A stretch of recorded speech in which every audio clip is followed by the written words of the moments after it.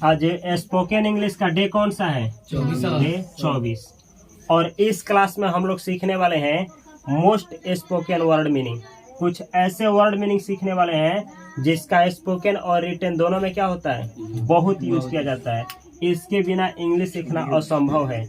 जैसे कि यहाँ पे हम लिखे हैं मैं का अंग्रेजी क्या होता है? आई। जब भी आपको कहना है मैं खेलता हूँ, मैं पढ़ता हूँ, मैं खुश हूँ, मैं, तो अंग्रेजी में क्या बोला जाएगा? आई। मैं के लिए आई। मेरा, जैसे कहा जाता है ना मेरा, लड़की रहेगी तो क्या बोलेगी? मेरी। मेरा चाहे मेरी, दोनों के लिए अंग्रेजी क्या होगा? माई। मैं के लिए आई और मेरा मेरी के लिए माई। अब मुझे, जैसे मुझे बुला रहे हो, मुझे, तो मुझे का अंग्रेजी क्या होता है? मी। चाहे कहना हो वह मुझे मारता है, किसे मारता है? मुझे। अंग्रेजी क्या होगा? मी। तो आसानी से समझ जाना है कि मैं के लिए आई और मेरा मेरी के लिए माई और मुझे के लिए मी। ये हमेशा याद रखना है, ठीक है। अगला है वर्ड मीनिंग तुम, चाहे आप, चाहे तुम लोग, चाहे तुम सब, चाहे तू, सबका अंग्रेजी क्या होता है? यू। जैसे कहना तू खेलता है, इनफॉर्मल है।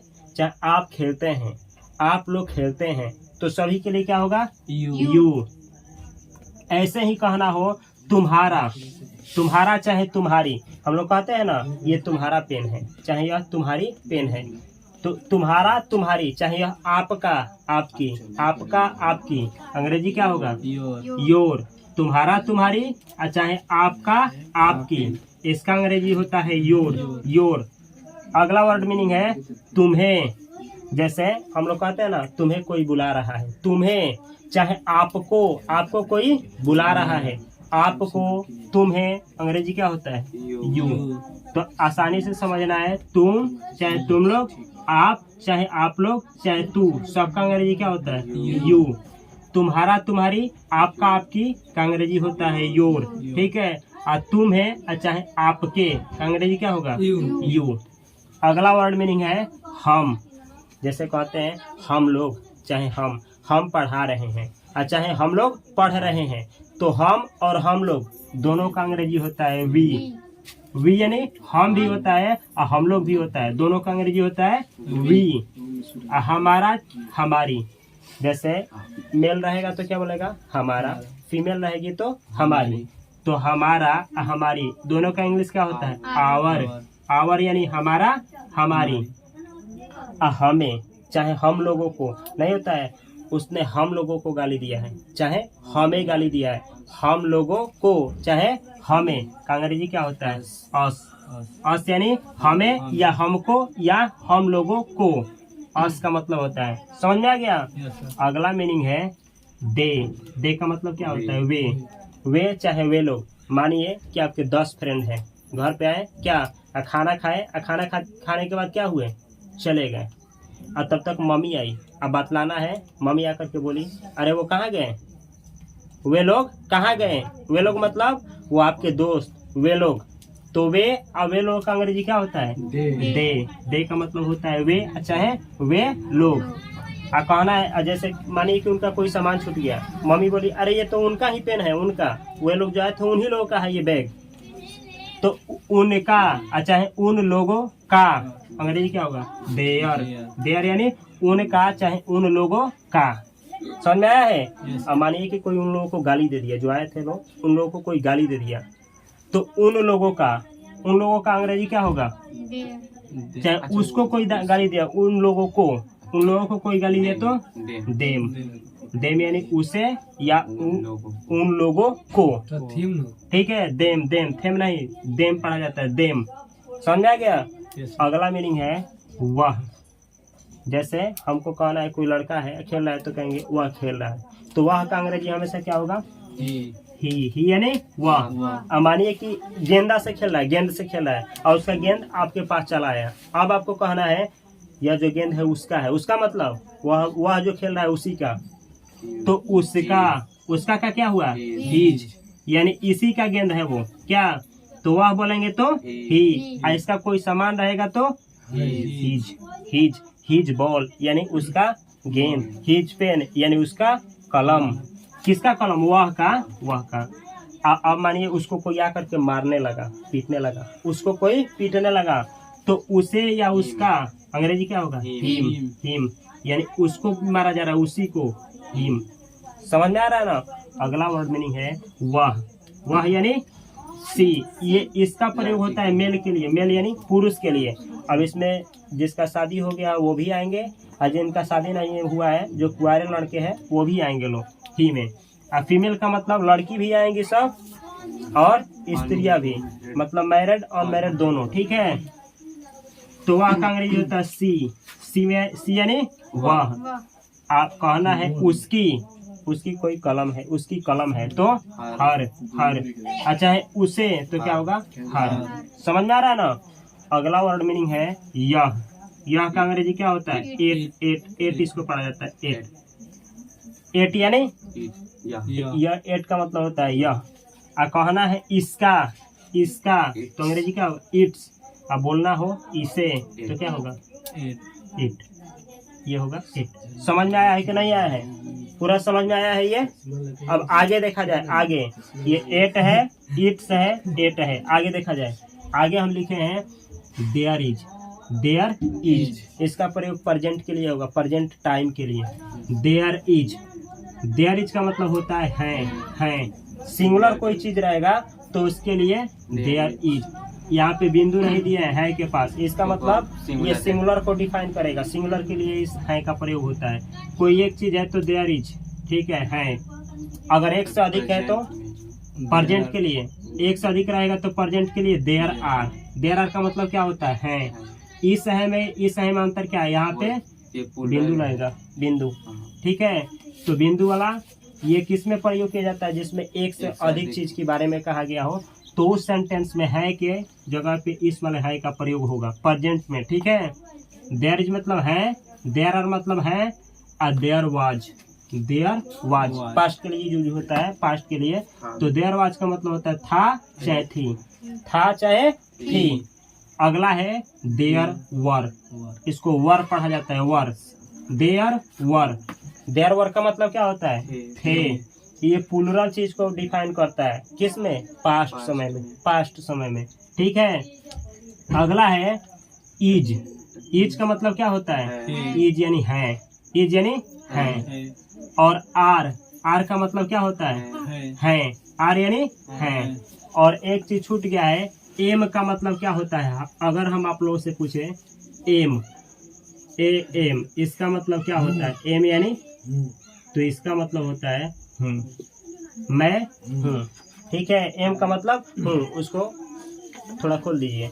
एम का मतलब क्या होता है? हूँ। जैसे मैं हूँ तो अंग्रेजी क्या होगा? I am. आई यानी मैं, आई एम यानी हूँ, मैं हूँ, आई एम। एम का मतलब होता है हूँ। समझ में आ गया? अगला मीनिंग है वाज का मतलब क्या होता है? था या थी। पास्ट में इसका यूज होता है ऐसे सेंटेंस जिसमें कोई कार्य ना हो, कोई एक्शन ना हो, तो ऐसे सेंटेंस में जब भी वो आ जाएगा तो अर्थ क्या देगा? था या थी। अगर वर आया तो इसका अर्थ क्या निकलेगा? थे। याद रखना है, ऐसा वाक्य जिसमें किसी भी तरीके का कार्य ना हो। जैसे आप एक डॉक्टर थे, कोई काम हो रहा है? नहीं। वह एक डॉक्टर है, अभी काम हो रहा है? नहीं।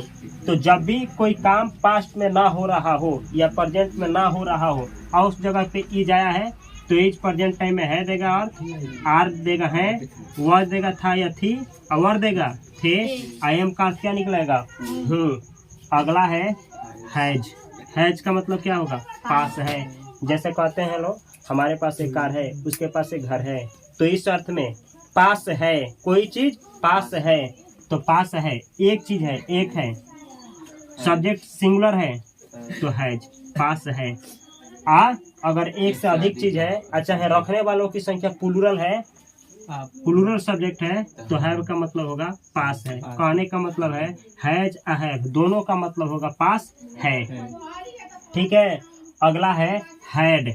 इसी का पास्ट रूप होता है हैड क्या अर्थ देता है? पास था। जैसे मेरे पास एक कार है, उसके पास एक कार है, अच्छा उसके पास एक कार था। ठीक है, मेरे पास एक कार है, तो आई क्या माना जाता है? प्लूरल, तो क्या लगेगा आई के साथ? हैव।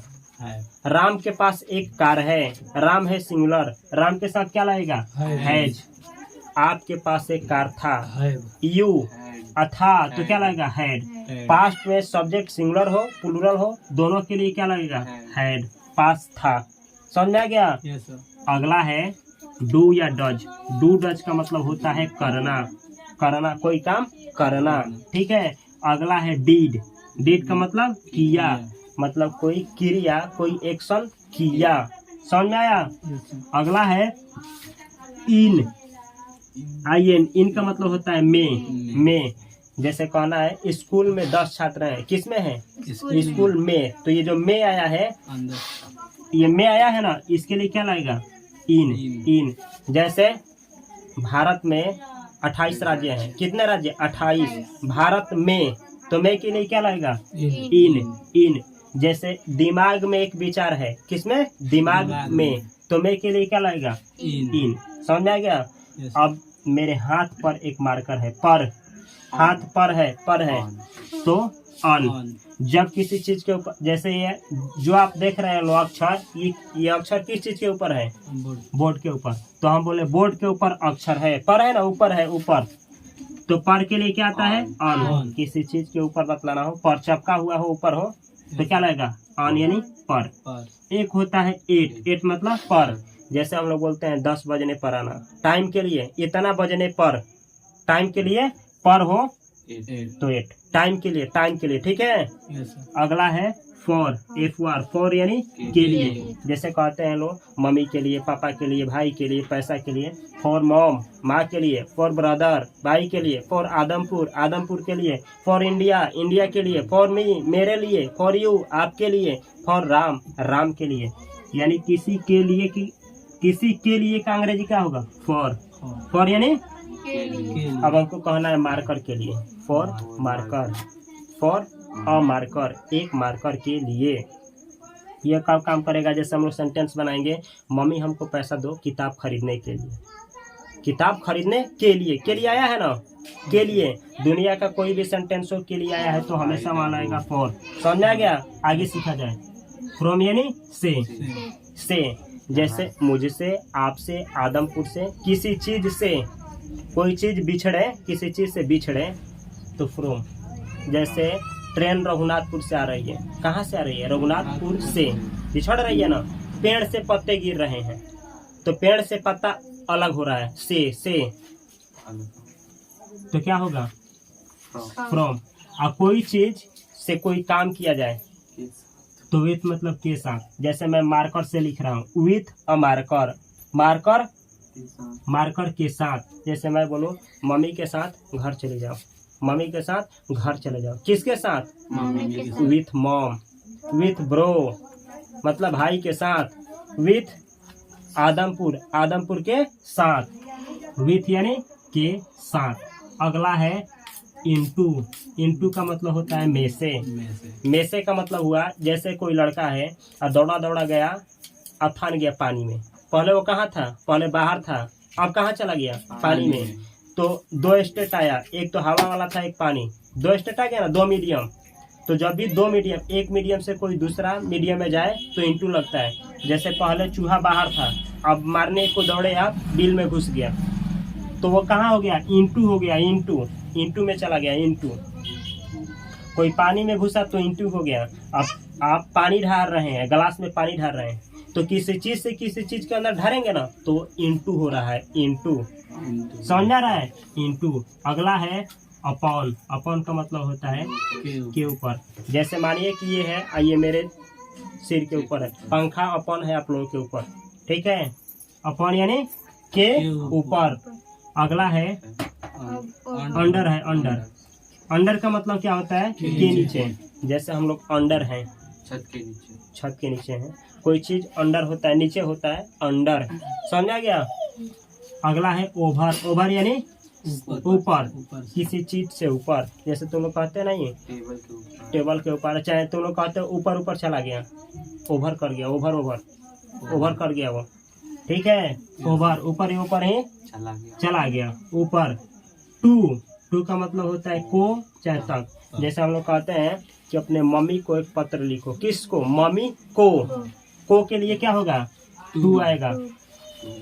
को के लिए टू। अच्छा है तक, कोई चीज कहीं तक, जैसे कोई जाता है ना, आप जाएंगे किसी स्थान को जाएंगे तो स्थान तक, किसी स्थान तक जाएंगे तो गो वर्ब के बाद क्या लगता है? टू। जैसे आप पटना जा रहे हैं, you are going to Patna, तो पटना तक, ये तक है, पटने तक ही जा रहे हैं, तो इसी तक के अर्थ में क्या होता है? टू। समझ में आया है? आगे देखा जाए, कैन। कैन का मतलब होता है जब तुमको एबिलिटी दिखाना हो, कैपेसिटी, कि हमें वो ताकत है, क्षमता है। जैसे होता है ना कि तुम, कोई कहता है कि हमें इतना क्षमता है कि अकेले ही उससे लड़ लेंगे, मतलब कैपेसिटी है, ताकत है। तो जब ताकत की बात हो, कैपेसिटी की बात हो, क्षमता की बात हो, तो कैन का प्रयोग किया जाता है। कैन का मतलब होता है सकता है, शक्ति है। किस अर्थ में? संभावना के अर्थ में नहीं, क्षमता के अर्थ में। ठीक है, सच में अगर तुम्हारे अंदर क्षमता है वो करने का, तो कहोगे आई कैन, मैं कर सकता हूँ। यू कैन, आप कर सकते हैं। शी कैन, वह कर सकती है। आई कैन डू दिस, मैं यह कर सकता हूँ। कैन, कैन का मतलब सकता है, शक्ति है। समझ आया है? आगे देखा जाए, शुड। शुड का मतलब चाहिए, कोई काम करना चाहिए। जैसे हम क्या कहते हैं, आप लोगों को पढ़ना चाहिए, यू शुड रीड। शुड मतलब चाहिए। अब इसका अर्थ होता है चाहिए, शुड मतलब चाहिए। अब कोई काम होता है जो जरूर करना चाहिए। जरूर मतलब पूरा जरूरी है, करना ही चाहिए, तो उसके लिए क्या होता है? मस्ट। मस्ट मतलब अवश्य चाहिए। मस्ट मतलब अवश्य चाहिए। जैसे मानिए आपका तबीयत खराब है और थोड़ा सा तबीयत खराब है, तो हम क्या बोलेंगे? शुड लगाएंगे कि आपको हॉस्पिटल जाना चाहिए। लेकिन पूरा तबीयत गंभीर है, बहुत ज़्यादा तबीयत गंभीर है, अब नहीं जाएंगे आप हॉस्पिटल तो कुछ हो जाएगा, तो शुड नहीं, मस्ट। अवश्य चाहिए मतलब आपको अवश्य हॉस्पिटल जाना ही चाहिए। समझ में आ गया?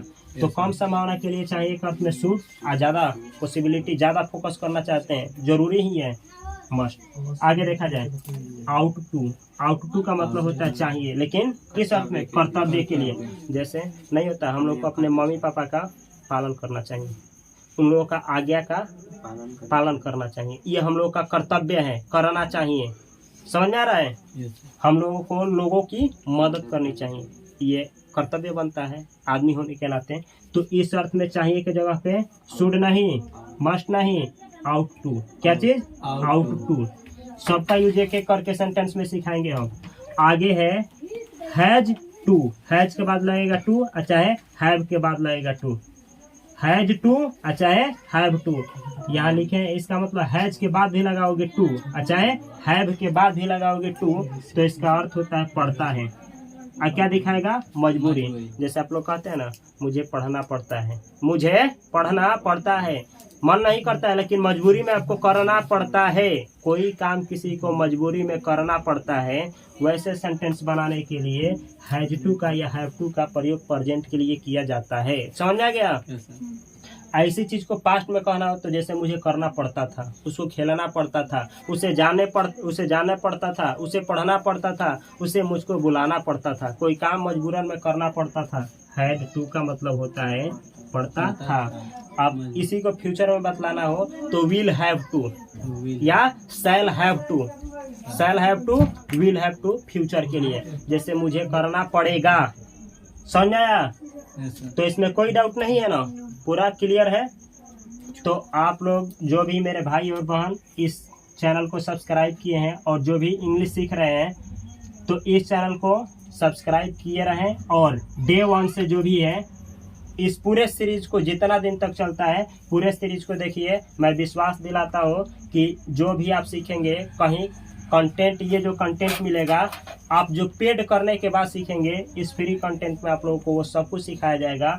चाहे आप बेसिक इंग्लिश लर्नर है, चाहे आप एडवांस लेवल का इंग्लिश लर्नर है, चाहे आप बिगिनर इंग्लिश लर्नर है, जो भी है, इस पूरे सीरीज को देखिए। मैं विश्वास दिलाता हूँ कि जो आपका इंग्लिश का लेवल है उससे ज़रूर बेहतर होगा। मैं आशा करता हूँ कि आप लोगों को इससे बहुत कुछ सीखने को मिला होगा। मैं मिलता हूँ अगली क्लास में, तब तक के लिए आप सभी को बहुत सारा प्यार। Thanks for watching.